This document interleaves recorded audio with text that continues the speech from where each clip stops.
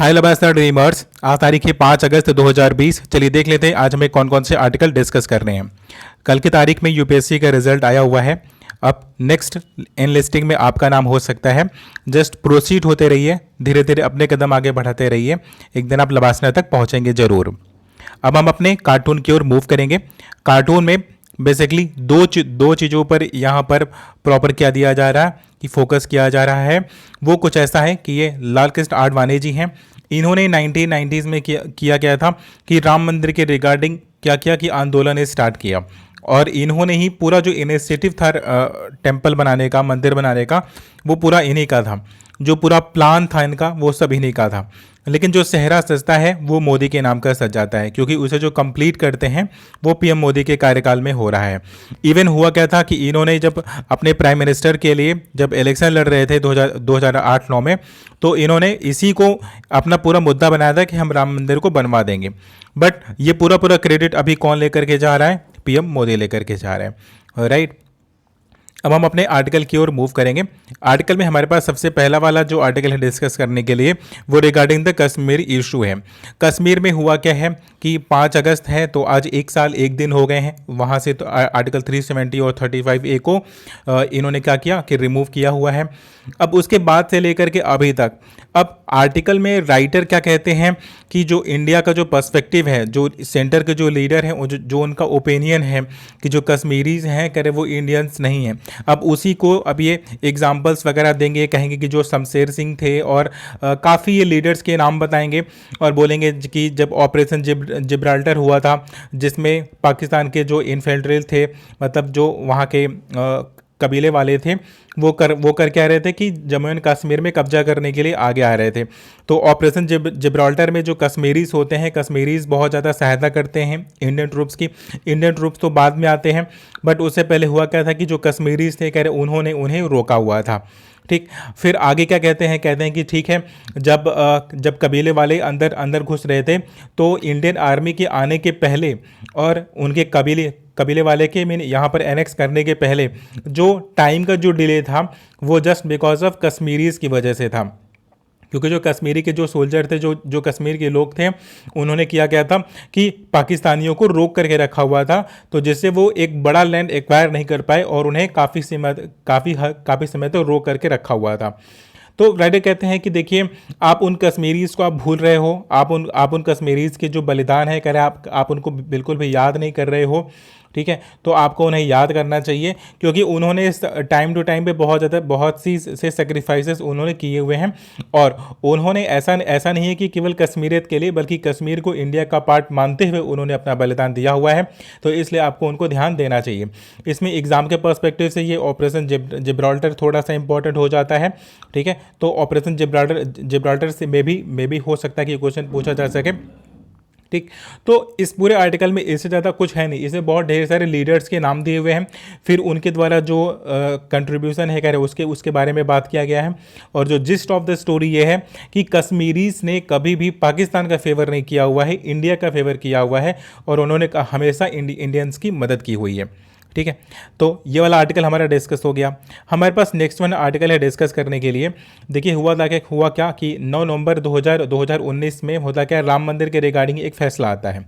ठीक, जिस जज ने ये फैसला सुनाया था उसे जस्ट रिटायर होना था उसके बाद, तो मतलब बहुत ही सेफली इस प्रकार का डिसीजन दिया गया।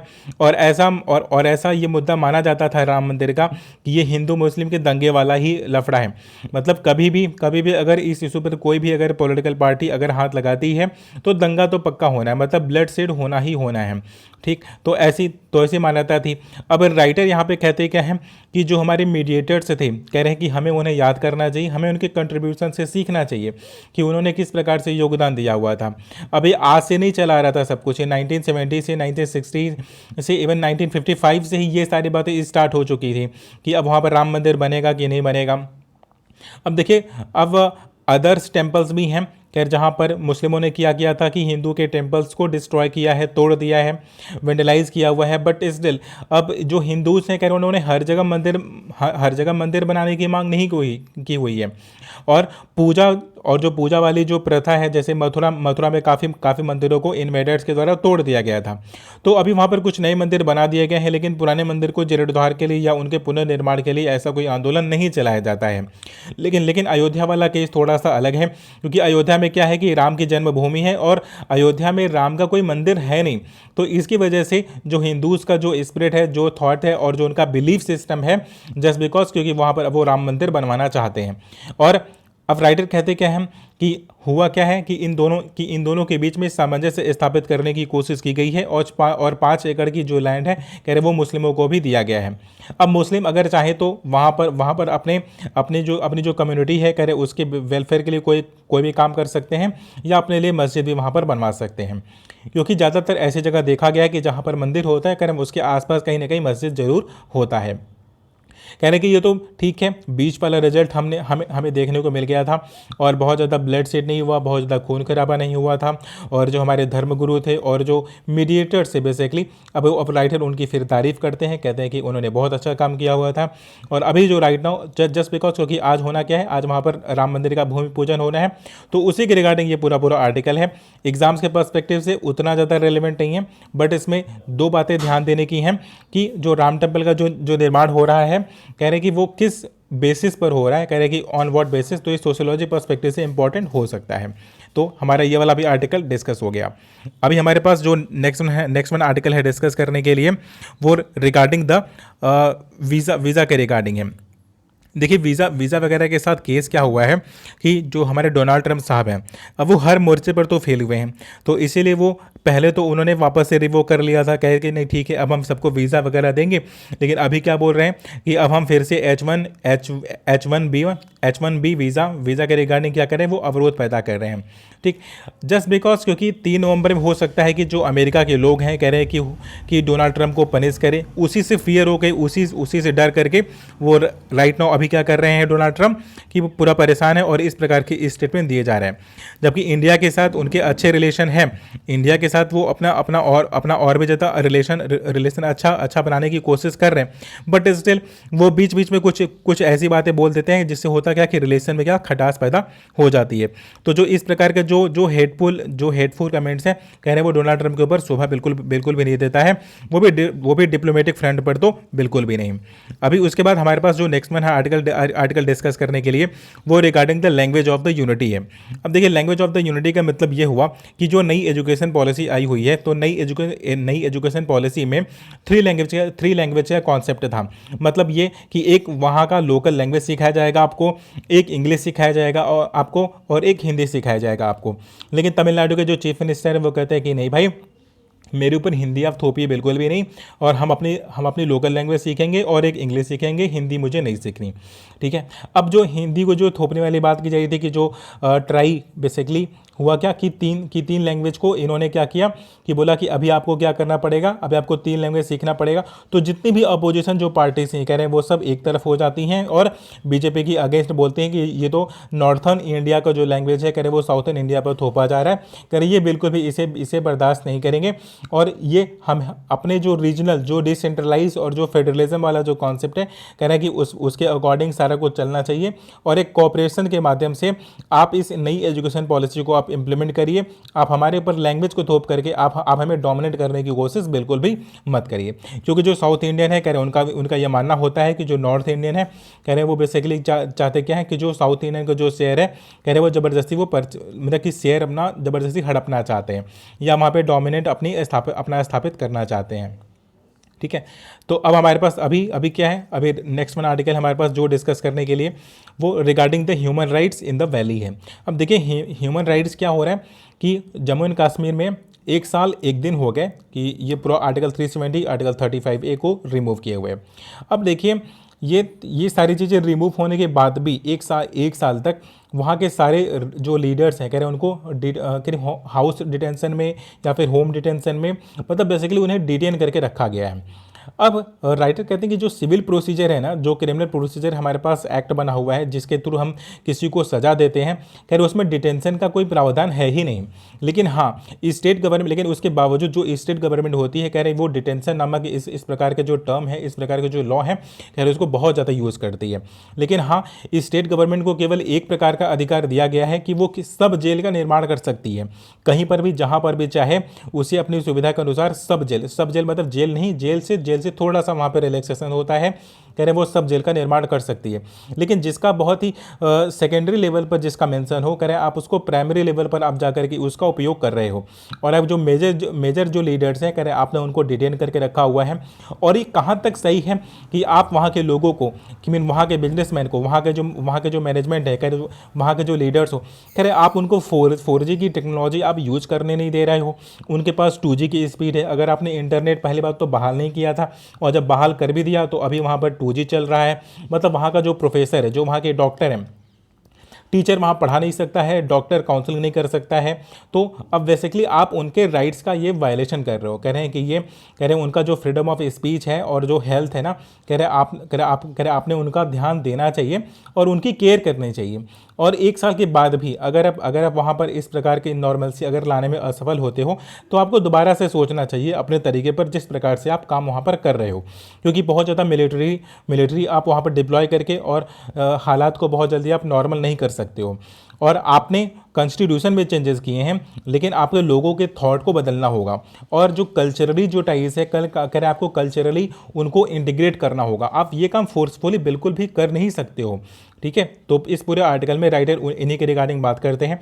वेरी इंपॉर्टेंट थिंग इज़ कि वहाँ के लोग 2G टेक्नोलॉजी का इस्तेमाल कर रहे हैं अभी। तो जो वहाँ के जो टीचर्स हैं, जो वहाँ के डॉक्टर्स हैं, कह रहे वो अपना जो प्रोफेशन है, जो उनका काम है, कह रहे वो प्रॉपर तरीके से कर नहीं पा रहे। ठीक, तो हमारा वो वाला आर्टिकल डिस्कस हो गया। हमारे पास अभी right now next one article है डिस्कस करने के लिए। देखिए, हिरोशिमा और नागासाकी में क्या हुआ, बम गिराया गया। अब क्या एटम बम गिराया गया? तो गांधी जी जाने जाते थे कि वो नॉन वायलेंस के पुजारी थे। ठीक, तो अब नॉन वायलेंस के पुजारी अगर हिरोशिमा और नागासाकी पर अगर बम गिरा दिया जाता है और वो एक भी स्टेटमेंट नहीं देते हैं, जबकि जब जर्मन जो हिटलर था, जब हिटलर नरसंहार कर रहा था, मतलब जो जूइश लोग हुआ करते थे, जब उनको हौज में डाल करके उबाल करके मार रहा था, तो महात्मा गांधी ने खूब ढेर सारे लेटर्स लिखे हुए थे कि आप जो इस प्रकार से वायलेंस नहीं कर सकते हो। उस वायलेंस के अगेंस्ट में काफ़ी लेटर्स लिखे, काफ़ी बातें बोली। लेकिन जब हिरोशिमा और नागासाकी पर जब बम गिराया गया, तो एक भी कमेंट नहीं किया गया महात्मा गांधी के द्वारा। जबकि इससे ज़्यादा घातक, एक मानवता को इससे ज़्यादा नुकसान किसी भी युद्ध ने नहीं दिया है, जिस युद्ध ने या जिस बम ने हिरोशिमा और नागासाकी में जो बम गिराया गया था उसने किया था। क्योंकि उसके रेडिएशन से एक लंबे समय तक जो वहाँ की केवल एक पीढ़ी बर्बाद नहीं हुई थी, आने वाली पीढ़ियाँ भी बर्बाद हो गई थी। ठीक है, बट उसके बावजूद गांधी जी क्या थे, गांधी जी साइलेंस रहते हैं। अब आर्टिकल में राइटर कहते हैं कि एक बार एक ब्रिटेन की पत्रकार ने गांधी जी के बिहाफ से मतलब क्रिटिसाइज़ कर दिया था कि हिरोशिमा और नागासाकी में गांधी जी ने क्रिटिसाइज़ किया, ऐसा उस पत्रकार ने लिख दिया। तो गांधी जी बिल्कुल फ्रंट पर आते हैं और कहते हैं नहीं, मैंने बिल्कुल भी निंदा नहीं की है और हिरोशिमा और लेकिन हालांकि वो कहते हैं कि मैं इसका फेवर तो नहीं करता, लेकिन मैंने इसके विरोध में भी कोई भी बात बोली नहीं हुई है। तो अब राइटर यहाँ पर क्या कहते हैं, कह रहे हैं उसी साइलेंस का विरोध कर रहे हैं और उसी साइलेंस के बारे में कहते हैं कि आखिर ये साइलेंस था क्यों, गांधी जी वहाँ पर चुप क्यों बैठे हुए थे। कह रहे गांधी जी को तो बोलना चाहिए था क्योंकि वहाँ पर वायलेंस हो रहा था और वो वायलेंस के तो अगेंस्ट में वो लड़ रहे थे। बट फिर आप कह रहे हैं कि क्या वो पॉलिटिकली मोटिवेटेड था कि उनका वो मौन। फिर आर्टिकल में एक रेफरेंस भी दिया जाता है, बोलते हैं कि इन द ईयर ऑफ 1935 वो कांग्रेस से इस्तीफा देते हैं, मतलब कांग्रेस से खुद को अलग करते हैं और खुद को अलग करते हैं और कहते हैं कि मैं मौन होकर के मैं सत्य की पहचान करना चाहता हूँ, मैं दूसरा तरीका ढूंढना चाहता हूँ। क्या ये वही मौन था? कह रहे हैं कि जब 1945 में जब बम गिराया जाता है, तो क्या गांधी जी का इस प्रकार का मौन धारण करना क्या उनकी कोई अलग स्ट्रेटजी थी? फिर राइटर कहते हैं कि ऐसा देखिए बहुत ही मुश्किल है उन्हें समझना, बहुत ही कॉम्प्लेक्स है उनकी स्ट्रेटजीज को समझना।